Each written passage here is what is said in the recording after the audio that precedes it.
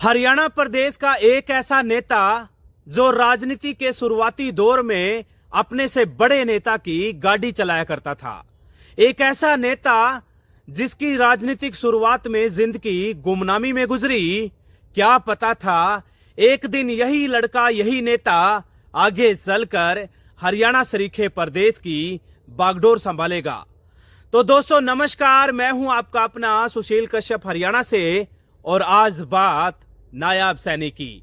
एक ऐसा नाम, एक ऐसा चेहरा, एक ऐसी शख्सियत जो कि बीते चंद महीने से ना केवल हरियाणा बल्कि देश के नुक्कड़ गली चौराहे पर बैठे हुए नौजवान, बुजुर्ग, महिलाएं, हर कोई ये जानना चाहता है, सुनना चाहता है कि आखिरकार गांव देहात में पला बड़ा एक नेता, एक व्यक्ति राजनीतिक शिखर पर कैसे पहुंच गया, कैसे एक लड़का प्रदेश का मुख्यमंत्री बन गया। दोस्तों नायाब सैनी हरियाणा प्रदेश की माली जाति से ताल्लुक रखते हैं।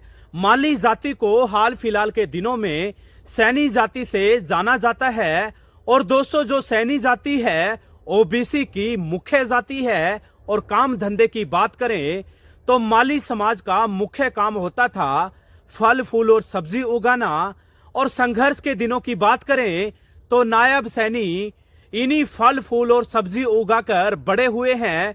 खेतों में काम करना, सब्जी उगाना, तोड़ना और मंडी ले जाकर उसको बेचना उनका रोजमर्रा का काम हुआ करता था। तो दोस्तों जुड़े रहिएगा वीडियो के अंत तक नायाब सैनी की जिंदगी से जुड़े हुए तमाम वो किस्से कहानियां सुनने के लिए जो कि हाल फिलहाल के दिनों तक भी हमारे आपके लिए अनसुने ही थे। दोस्तों जन्म की बात करूं तो अंबाला जिला के अंतर्गत एक विधानसभा पड़ती है नारायणगढ़। और नारायणगढ़ विधानसभा के अंतर्गत एक छोटा सा गांव है मिर्जापुर। 25 जनवरी 1970 को पिता तेलूराम के घर जन्म होता है एक बच्चे का। और आस पड़ोस सगे संबंधी मिलजुल करके एक नाम रखते हैं नायाब सैनी। माँ बाप सगे संबंधियों ने कभी सोचा भी नहीं था कि उनका ये लाल, उनका ये बच्चा आगे चलकर वाकई में ही नायाब काम करेगा। दोस्तों पिता तेलूराम भारतीय सेना में बतौर सैनिक पोस्टेड थे। और शुरुआती जिंदगी दौर में प्रारंभिक शिक्षा गांव के आस पड़ोस के स्कूल से संपन्न हुई। और चलते चलते समय बीतता गया। और समय बीतने के साथ साथ दौर आ जाता है 1990 का। वही दौर जिस दौर में आरएसएस लगातार अपने पांव पसार रहा था।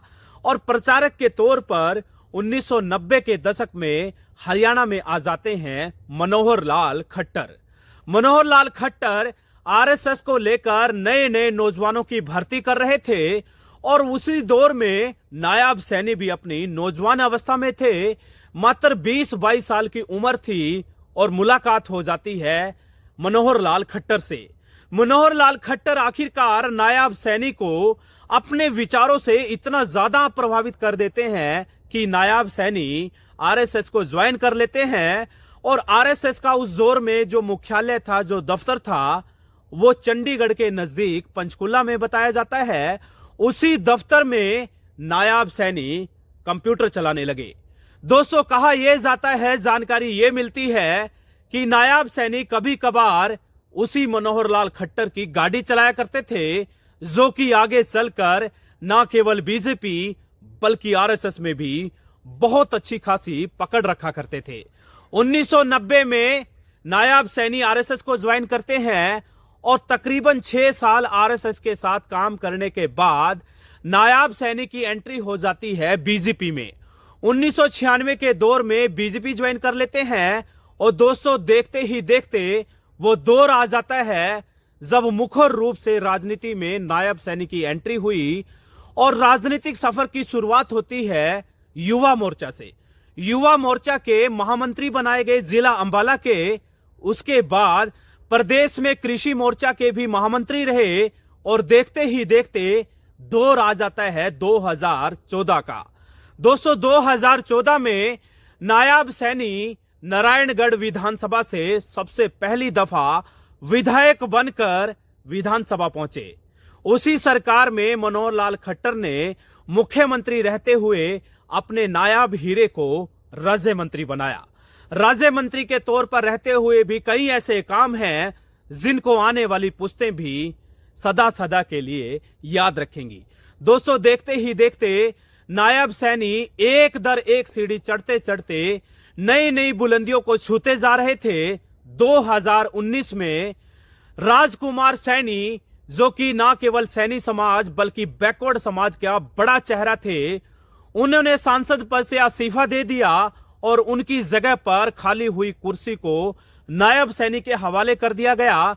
2019 में बड़े मार्जिन से लोकसभा सांसद चुनकर देश की सबसे बड़ी संसद के सदस्य बन जाते हैं नायब सैनी। दोस्तों, उसी दौर में भारतीय जनता पार्टी ने राष्ट्रीय उपाध्यक्ष के तौर पर नायब सैनी को एक और नई जिम्मेदारी दे दी और देखते ही देखते 2023 में नायब सैनी को प्रदेश का मुखिया यानी कि प्रदेश अध्यक्ष के तौर पर बहुत बड़ी जिम्मेदारी सौंप दी और आते आते मार्च 2024 में एक तरफा ऐलान कर दिया कि प्रदेश का नया मुख्यमंत्री कोई और नहीं बल्कि नायब सैनी होंगे। दोस्तों, बीजेपी केंद्रीय नेतृत्व का यह फैसला वाकई में ही करोड़ों लाखों लोगों के लिए आश्चर्यचकित करने वाला था। लेकिन दोस्तों, तब तक नायब सैनी हजारों लाखों करोड़ों लोगों के दिलों पर राज कर चुके थे। दोस्तों, अभी हाल फिलहाल की बात करें तो चंद दिनों पहले ही मुख्यमंत्री का चेहरा पेश करके भारतीय जनता पार्टी ने एक बार फिर नायब सैनी के सहारे अपनी नैया पार लगा ली है। दोस्तों, देखते हैं आने वाला समय। नायब सैनी को कहा तो यह भी जा रहा है कि एक बार फिर नायब सैनी हरियाणा प्रदेश की मुख्यमंत्री होंगे। एक बार फिर प्रदेश की बागडोर नायब सैनी के हाथों में दे दी जाएगी। लेकिन काफी बड़ी संख्या में लोगों का यह मानना है कि प्रदेश के ओबीसी के बड़े नेता राजकुमार सैनी, जो कि लगभग काफी लंबे अरसे से ओबीसी के लिए आवाज बुलंद करते आ रहे हैं, उनकी ही मेहनत और संघर्ष की बदौलत नायब सैनी को मुख्यमंत्री का ताज पहनाया गया। देश के दिग्गज पत्रकार रविश कुमार का भी मानना है कि आज राजकुमार सैनी का भी सीना फकर से चौड़ा हो गया होगा। राजकुमार सैनी भी गदगद होंगे, किसी को तो सही उनकी मेहनत का संघर्ष का फल आखिरकार मिला तो सही। दोस्तों, कहा जाता है किसी को गर्दन कटवानी पड़ती है किसी की गर्दन उठाने के लिए। तो बहुत बहुत शुक्रिया, धन्यवाद, आभार। ये वीडियो, ये घटना कहानी आप लोगों को कैसे लगी जरूर बताइएगा। वीडियो अच्छा लगा तो सब्सक्राइब कर लेना, शेयर कर लेना। बहुत बहुत धन्यवाद। फिर हाजिर होऊंगा एक और नए एपिसोड के साथ।